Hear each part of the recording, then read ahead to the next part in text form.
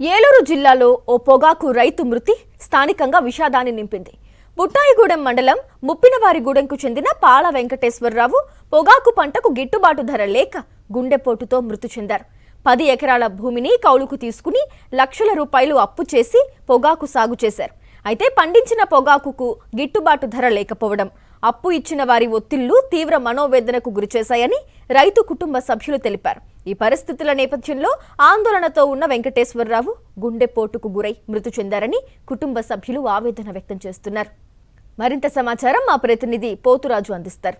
పోలవరం నియోజకవర్గం బుట్టాయిగూడెం మండలం ముప్పినవారిగూడెంలో పొగాకు రైతు మృతి కూడా తీవ్ర విషాదాన్ని నింపింది. దీనికి సంబంధించి కూడా ఇక్కడ ఉన్నటువంటి కుటుంబ సభ్యులు ఉన్నారు. రైతు వెంకటేశ్వరరావు అన్న ఎవరైతే ఉన్నారో పూర్తిగా గిట్టుబాటు ధర లేకపోవడంతో పూర్తిగా తీవ్ర ఆవేదన చెందారు. కుటుంబ పెద్దనే కోల్పోయినటువంటి కుటుంబ సభ్యులు ఉన్నారు. వీరితో మాట్లాడదాం. ఏమంటే అసలు ఎలా చనిపోయారైనా ఏంటి అసలు?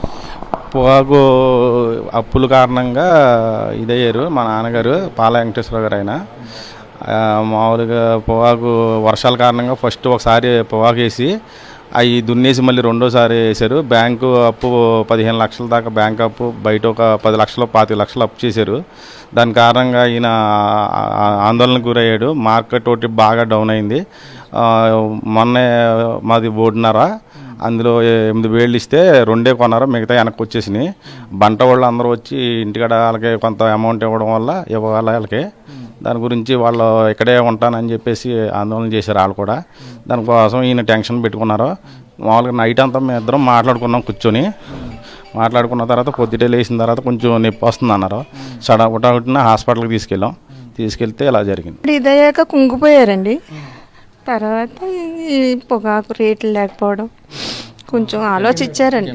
ఆలోచనలో ఉన్నారండి. అప్పుడే నేనే ధైర్యం చెప్పేదండి. నేనంటే బాగా ఇదండి నాన్నగారికి. తీసుకెళ్ళామండి నా చేతుల మీద. మార్కెట్ లేపడం వల్ల ఇప్పటికీ 4-5 నెలలు అయిందండి పొగాకు కంపెనీలు తీసి. బేల్ అనేది వెళ్ళలేదండి. ప్రతి ఇంటికాడ ఈ పొగాకే ఇలాగే ఉండిపోయిందండి. అప్పులు చూస్తే అప్పులు తీసుకున్న వాళ్ళు అందరూ వచ్చి బంట వాళ్ళు అవనండి, వేరే వాళ్ళు అవనండి, మొత్తం మనం ఏదైనా చేసిన వాళ్ళు మనకి ఇచ్చిన వాళ్ళు గట్టు ఉంటే వాళ్ళు ఏమో ఇంకా ఎప్పుడు అమ్ముతావు ఏంటని చెప్పేసానంటే మార్కెట్ లేకపోవడంలో అలా చూడవలసి వస్తుందండి. పొగాకు రైతు పరిస్థితి అయితే వాళ్ళ మరీ అధ్వానంగా తయారైంది. గత 2-3 సంవత్సరాలు కొంచెం బాగుంది. అంతకుముందు అప్పుల్లో నుంచి కొంచెం కోలుకుంటున్నాము అనే లోపలనే మళ్ళీ ఒక దెబ్బ పడిపోయింది. ఇప్పుడు ఏం చేయాలో అనే పరిస్థితులు ఇక ఇవాళ వెంకటేశ్వర గారికి జరిగినట్టుగా ఇదే మార్కెట్ అయితే ఉన్న రైతులు కూడా ఇదే పరిస్థితి జరుగుద్ది. ప్రభుత్వం ఈ లోపల వాళ్ళు చర్యలు తీసుకుని గట్టిగా ఆదుకోకపోతే రైతుల్ని, ఇంకా ఉన్న రైతులు కూడా ఎంతమంది వెంకటేశ్వర గారి లాగా అయిపోతామో మాకు తెలియని పరిస్థితి ఉంది. పొగాకు బీళ్ళు కూడా ఇంటి దగ్గర ఉండిపోవటం, వచ్చేటువంటి అప్పులు ఇచ్చినటువంటి వారు కానీ వీరు కానీ పూర్తిస్థాయిలో ఒత్తిడికి గురవడంతో చనిపోయారు. ఇప్పటికైనా కానీ తమ ఇంట్లో తాము ఇంటి పెద్ద దిక్కును కోల్పోయాము, మిగిలిన ఇళ్లలో కూడా ఎలాంటివి జరగకుండా అంటే పొగాకు సంబంధించినటువంటి మద్దతు ధర ఇవ్వడంతో పాటు తమ కుటుంబాలను ఆదుకోవాలని చెప్పని వారు కూడా స్పష్టం కూడా కనబడుతుంది. శివాతో రాజు, సాక్షి, పోలవరం నియోజకవర్గం నుంచి. మరిన్ని అప్డేట్స్ కోసం ఛానల్ ను సబ్స్క్రైబ్ చేయండి. నోటిఫికేషన్స్ కోసం బెల్ ఐకాన్ పై క్లిక్ చేయండి.